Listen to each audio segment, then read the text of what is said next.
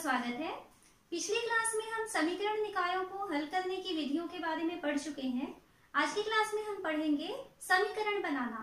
आपको कथन दिया हुआ है तो उस कथन से हम समीकरण कैसे बनाते हैं, इक्वेशन किस तरीके से बनाते हैं, आइए समझते हैं।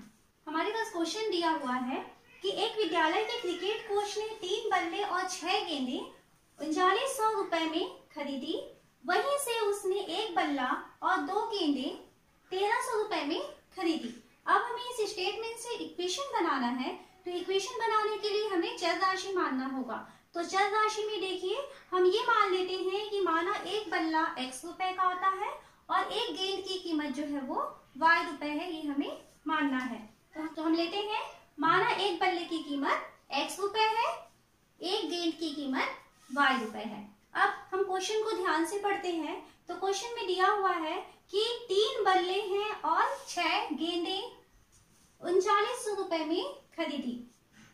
अब देखिए 1 बल्ले की कीमत x रुपए है, 3 बल्ले खरीदी है उसने, तो 3 बल्लों की कीमत हो जाएगी 3x रुपए।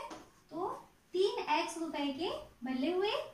1 गेंद की कीमत y रुपए है, 6 गेंदें खरीदी हैं, तो 6 गेंदों की कीमत 6y और टोटल उसकी वैल्यू है 3900 रुपए। तो इक्वल टू 3900, ये इक्वेशन 1 हो गया। फिर सेकेंड हम क्वेश्चन को पढ़ते हैं। वहीं से उसने 1 बल्ला और 2 गेंदें खरीदी हैं।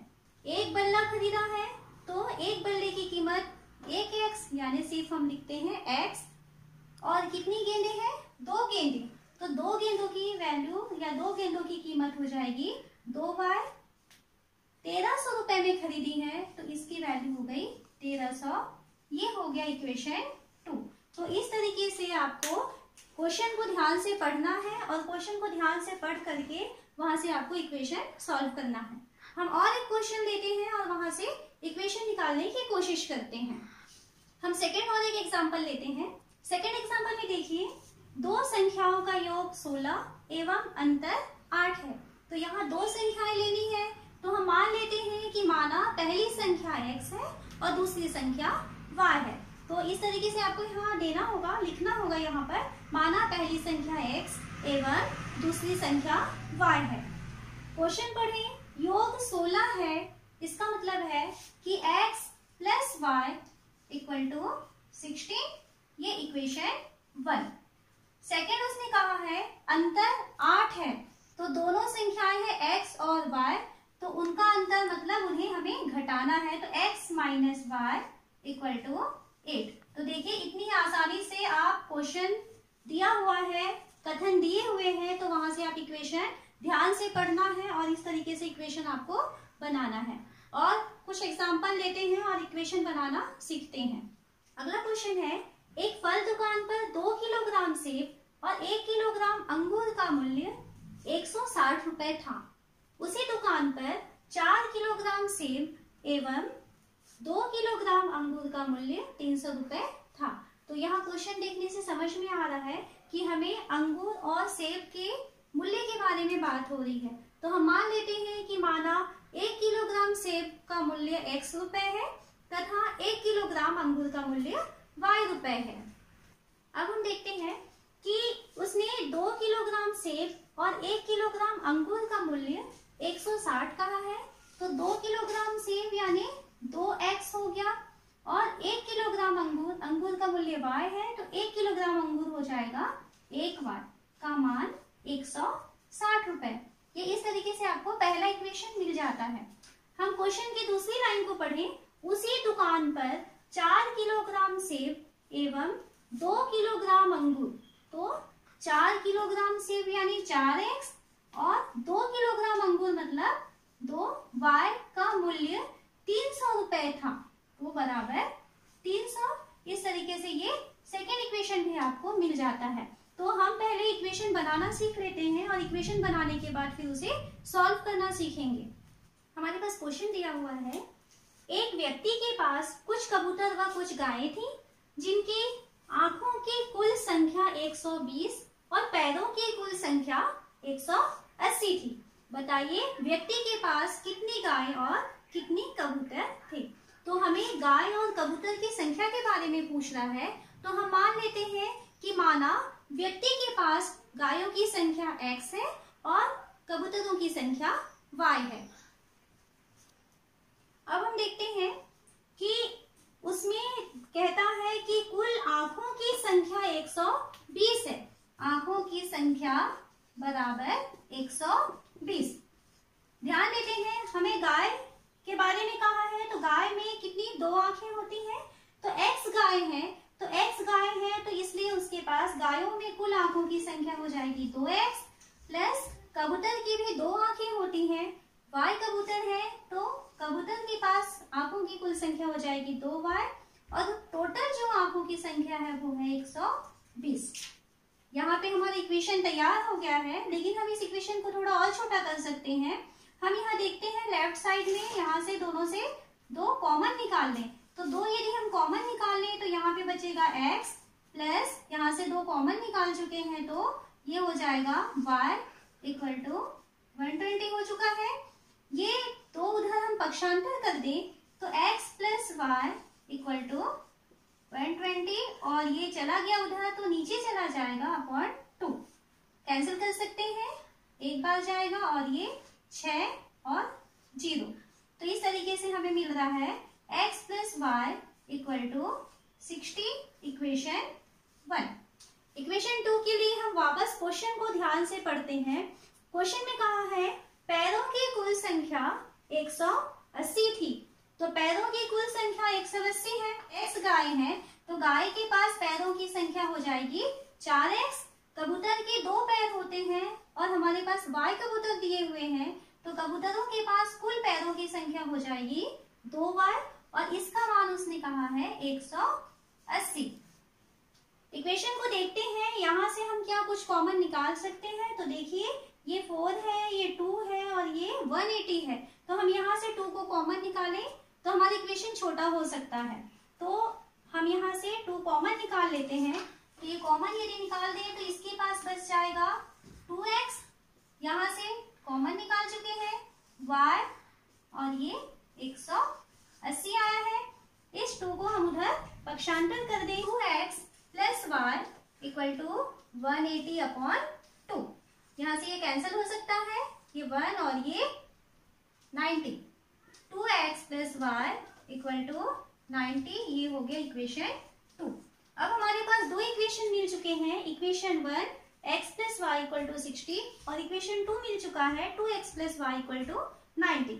अब ये दोनों इक्वेशन हम किसी भी मेथड से सॉल्व कर सकते हैं। हमारे पास 4 मेथड हैं जो मैं पिछले वीडियो में आपको समझा चुकी हूँ। तो चारों मेथड्स में से आपकी मर्जी है कि आप कौन से मेथड से इसे सॉल्व करना चाहते हैं। तो हम इसको आज विलोपन विधि से सॉल्व करने की कोशिश करें। अब हमारे पास 2 इक्वेशन मिल चुके हैं, अब हम इसे विलोपन विधि से सॉल्व करते हैं। तो विलोपन विधि से सॉल्व करने के लिए देखिए यहाँ पर दोनों y के कोफिशिएंट इक्वल हो चुके हैं, इक्वल है वहां पर, तो हम उनके साइन देखते हैं, दोनों के चिन्ह कैसे हैं। दोनों के चिन्ह भी बराबर है।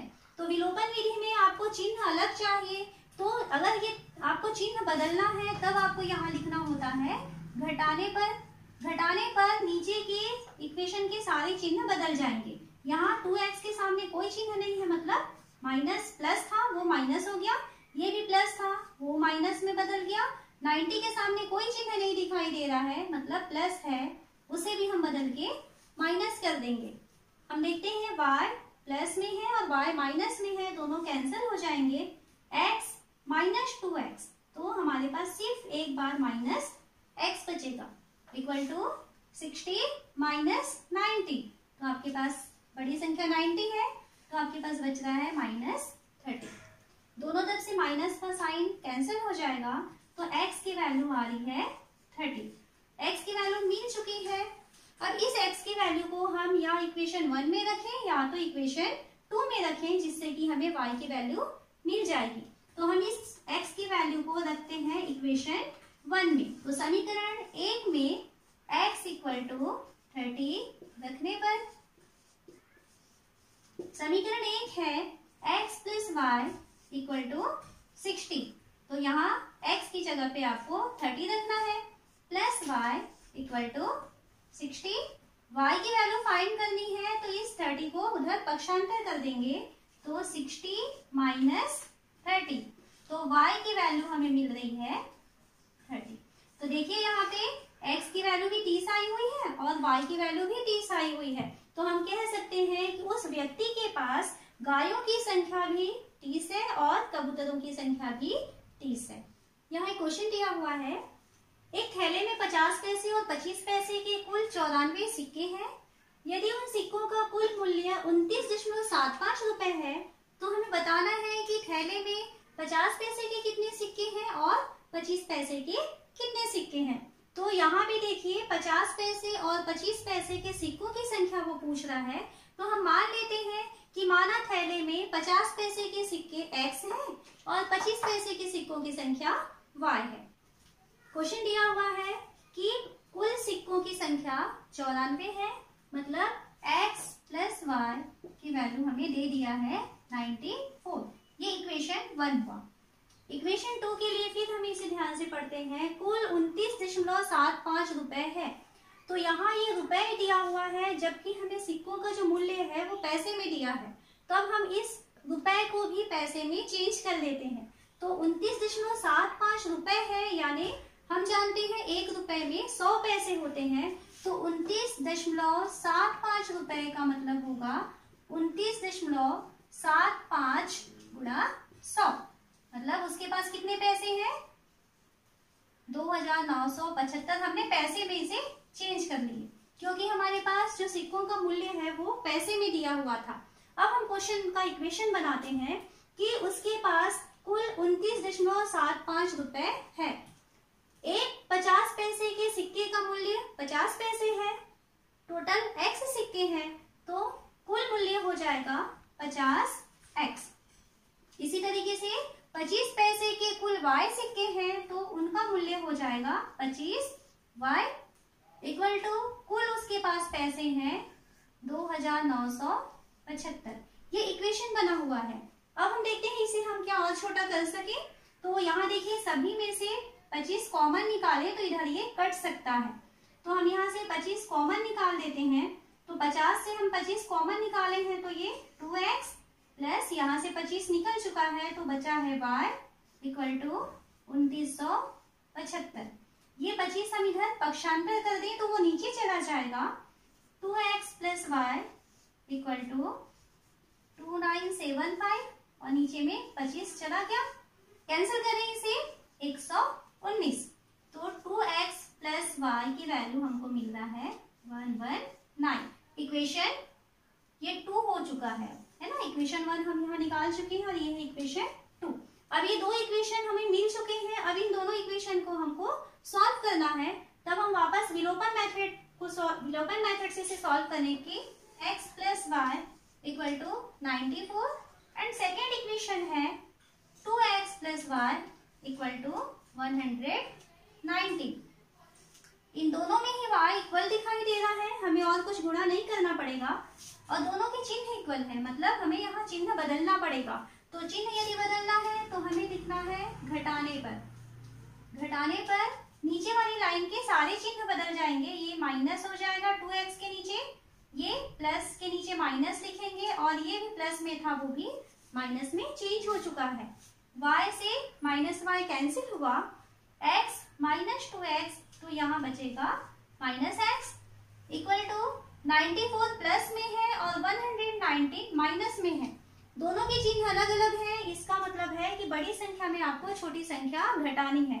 तो 119 में 94 आपको घटाना होगा। माइनस, दोनों तरफ से माइनस का साइन कैंसिल हो गया तो x की वैल्यू आ रही है 25। इक्वेशन 1 है x plus Y equal to 94। इसमें x की वैल्यू रख देते हैं 25 plus Y equal to 94। y की वैल्यू चाहिए तो y की वैल्यू हो जाएगा 94 माइनस 25 69। तो यहाँ देखिए x की वैल्यू 25 एंड y की वैल्यू 69। हम कह सकते हैं कि उस थैले में x मतलब 50 पैसे के सिक्के की संख्या 25 है और 25 पैसे के सिक्कों की संख्या 69 है।